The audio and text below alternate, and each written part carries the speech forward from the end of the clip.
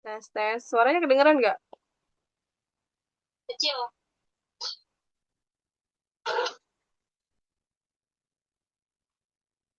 Halo semuanya, kami kelompok, salah. Eh, halo semuanya, kami dari kelompok chapter 12 ingin mempresentasikan mengenai chapter terakhir, yaitu topik tesis dan kerangka karangan yang diampu oleh dosen mata kuliah Pak Syukri Gozali. Next-nya,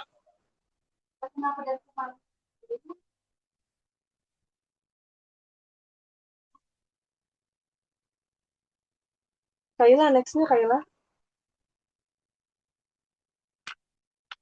Informasi umum. Topik tesis dan kerangka karangan merupakan aspek fundamental dalam penulisan yang efektif. Elemen ketiga ini elemen ketiga ini saling terkait dan memiliki peran penting dalam membangun argumentasi yang kuat dan terstruktur. Selanjutnya ada topik. Apa itu topik? Topik adalah pokok pembicaraan atau hal utama dalam suatu paragraf atau teks yang menjadi dasar bagi penulis untuk mengembangkan gagasan ke dalam kalimat-kalimatnya. Topik juga berarti pokok pembicaraan, pokok pembahasan, dan pokok permasalahan atau masalah yang harus dibicarakan. Topik karangan ini dianggap hal yang akan digarap menjadi karangan jika seseorang mengarang. Dengan ciri-ciri topik bersifat umum, tidak terlalu rinci, menjadi pusat pembahasan dalam seluruh paragraf atau teks, dan yang terakhir biasanya itu dapat dinyatakan dalam satu atau dua kata. Selanjutnya, kenapa kita harus memilih topik? Kenapa memilih topik? Pentingnya memilih topik karena dia biar menarik pembaca. Jadi pembacanya itu tertarik dengan apa nih yang dikasih judulnya. Lalu memudahkan penulisan. Topik ini berfungsi sebagai batasan yang membuat penulis tidak keberatan dengan si pembaca. Lalu yang terakhir ada meningkatkan referensi tulisan. Pemilihan topik sesuai dengan kebutuhan atau situasi pembaca yang membuat tulisannya terasa lebih bermakna. Dengan topik yang relevan, isi tulisannya menjadi lebih tepat, sasaran, dan berguna bagi pembacanya. Selanjutnya ada apa itu tesis. Tesis adalah pernyataan awal atau pendapat utama penulis yang akan dikembangkan dan dijelaskan atau dibuktikan secara rinci dalam sebuah teks yang berdasarkan topik serta tujuannya. Dengan ciri-cirinya yaitu pertama, berisi pendapat atau pandangan penulis mengenai suatu isu atau permasalahan. Yang kedua, ditempatkan di bagian awal pada teks eksposisi. Dan yang terakhir, menjadi argumentasi karena bagian selanjutnya akan berisi alasan-alasan yang masuk akal.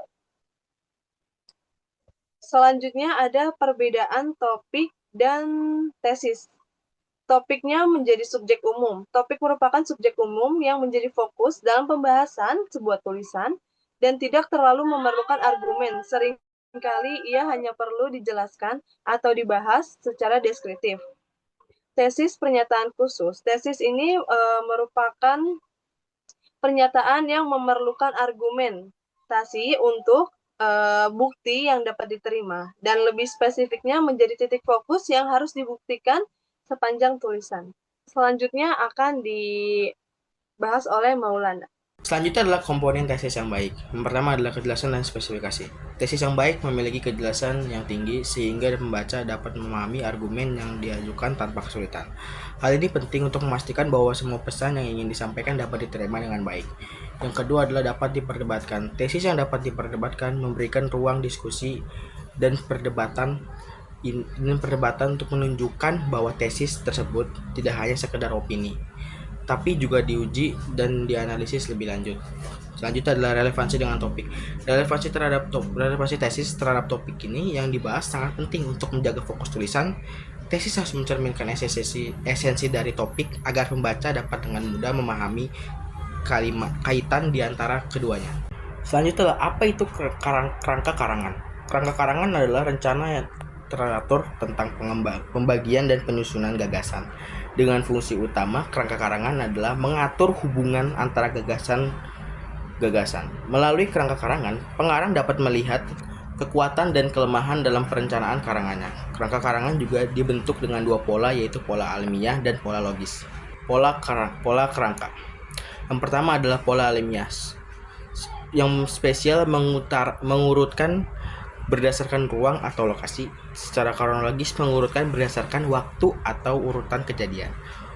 Kedua adalah pola logis, mengurutkan berdasarkan hubungan ide, misalnya sebab akibat, umum khusus, atau perbandingan. Pola ini dipilih berdasarkan kebutuhan dan jenis tulisan. Selanjutnya adalah prinsip penyusunan kerangka. Tesis jelas agar kerangka tidak melebar ke luar topik. Topik dan subtopik disusun secara logis dan saling berhubungan. Setiap bagian dalam kerangka harus memuat satu gagasan utama sehingga pembahasan tidak tercampur atau tumpang tindih. Selanjutnya adalah bentuk kerangka karangan.